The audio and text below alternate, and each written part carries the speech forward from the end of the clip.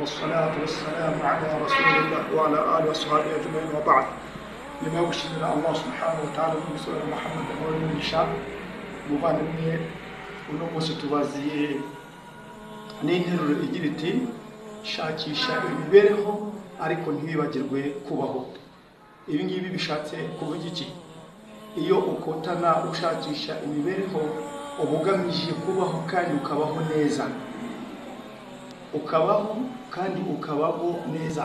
Rero ushakisha imibereho hanyuma wibagirwe kubaho.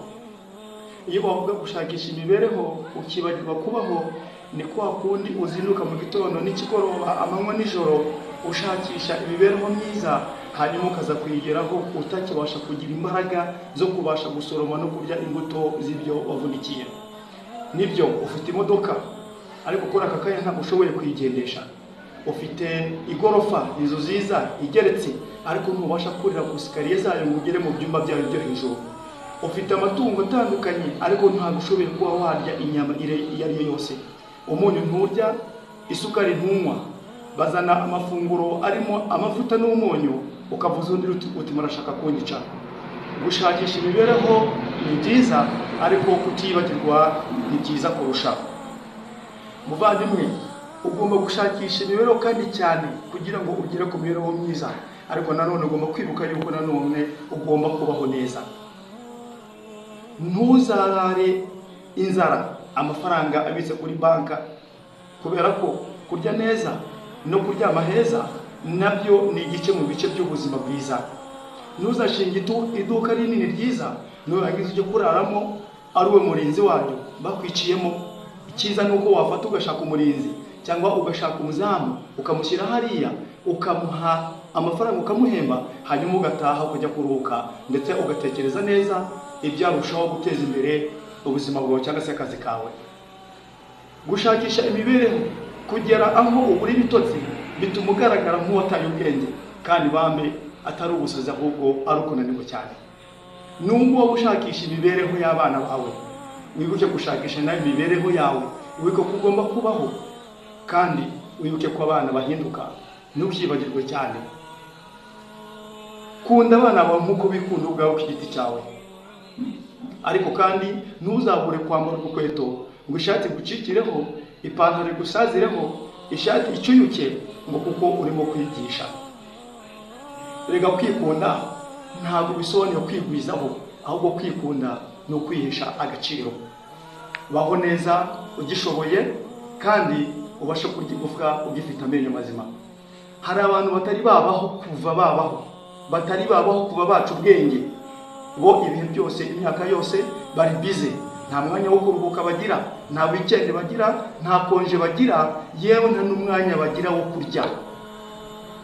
Hanyuma ibirezi ibyo ngibyo hari ubwo usanga hari umuntu noneho we igihe arwaye abona ko ari byo byiza kuri we kujya kugwa mu kazi aho kugira ngo afate umwanya aruhuke mu imiti, aruhuke agire ubuzima. Ibi byo ni danger. Muvandimwe, fata akanya usohoke ugende urye ubuzima, ugende wicare hasi urye unanywe, hanyuma utahe uruhuke mu gitondo byuko isenga yakuremye, hanyuma ujye gushakisha imibereho. Ubwo niko uzaba urimo gushakisha imibereho kandi uri no kubaho. Muvandimwe, nagira nkwibutse neza yuko nasoza ntakubwiye yuko kugaburira umubiri utagaburira ubwonko nabyo ni akaga mu kandi. Ibiryo by'umubiri ni umusosi uteketse neza, ibiryo bitetse neza, ariko kandi n'ibiryo by'ubwonko ni ibitabo. Umwe mu banyabugenge baramwoje bati ninde wagutangaje, ni icyo kiremwa cyagutangaje cyane? Arasubiza aravuga ngo ikiremwa cyantangaje cyane ni umuntu ukoresha umwanya we, umuhate n'imbaraga ze zose mu gushakisha imitungo n'amafaranga, hanyuma iyi mitungo yamara kwigeraho no kwibona akayitanga ashakisha ubuzima buzira umuze. Rimwe na rimwe atari umashe no kuza no kubona. Muvandimwe rero, inama twakugira nuko shakisha imibereho ariko nanone wibuke kugomba kubaho. Hanyuma kubaho ni ukubaho wishimye ariko bitarengereye imbago z'Uwiteka Allah subhanahu wa ta'ala. Imana muri Quran igice cya 28 umurongo wa 77 araduha inkuru y'ikiganiro cyabaye hagati y'abantu bo kwa Nabi Musa barimo kuganiriza umugabo witwa Karuni. Imana muri uwo murongo 47 baravuga ngo wabtaghi fima ataka Allahu daral akhirah, kandi ushake ubuturo bwo ku munsi w'imperuka mu by'Imana yaguhaye, bivuze ngo ubitanga mu nzira nziza.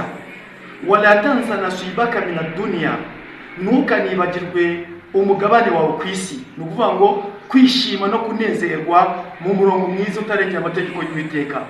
Wa ahsin kama ahsana Allahu ilayk, ngo kandi ujye ugira neza nkuko nawe Allah yakugiriye neza. Hanyuma Allah subhanahu wa ta'ala asuzuwa murongo avuga ngo iki? Wala tabghi al-fasada fil ardi, ngo kandi uramenye ndetse ntuzakora ubwononyi ku isi. Inna Allah la yuhibbu al-mufsidin, mu byukuri Allah ntagakunda abagizi ba nabi, Allah ntagakunda abononyi. Uno ni umurongo usobanutse neza utwereka ko umuntu agomba gushakisha imibereho ariko kandi nawe ntiyibagirwe kuba yabaho neza. Ni nayo mpamvu yitwa za Rasul, ano dusozereza Rasul akunda kuvuga ngo Rabbana atina fid dunya hasana wa fil akhirati hasana wa qina adhaban nar. Ino dini ntabwo yigeze isigaza iby'isi, ntabwo yigeze tujya dushishikarize gushaka ubuzima twubakirwe isi. Rasul asomagiye avuga ngo iki? Rabbana atina fid dunya hasana, Mana nyagasani ndagusaba ko wampa ibyiza kuri ino si. Ibyiza kuri ino si ni ukubaho neza, ukaryama heza, ukarya neza, ukambara neza, ukabaho neza. Wa fil akhirati hasana, kandi uzaduhe ibyiza ku munsi w'imperuka. Wa qina adhaban nar, unaturinde ibihano byo mu mva. Muvandimwe, ndakwibutsa shakisha imibereho ariko ntibibagirwe kubaho. Imana ibahe byiza. Wassalamu alaikum wa rahmatullahi wa barakatuh.